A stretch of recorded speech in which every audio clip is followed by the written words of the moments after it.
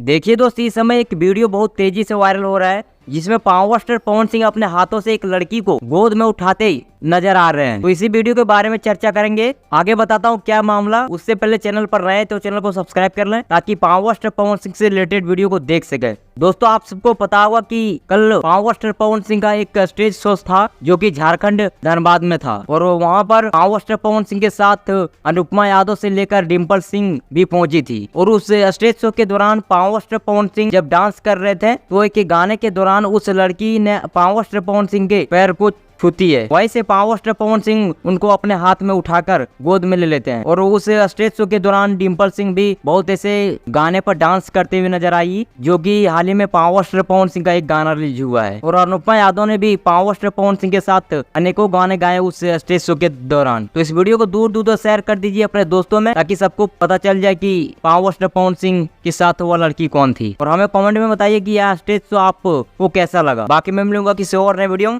तब तक ले जय हिंद, वंदे मातरम।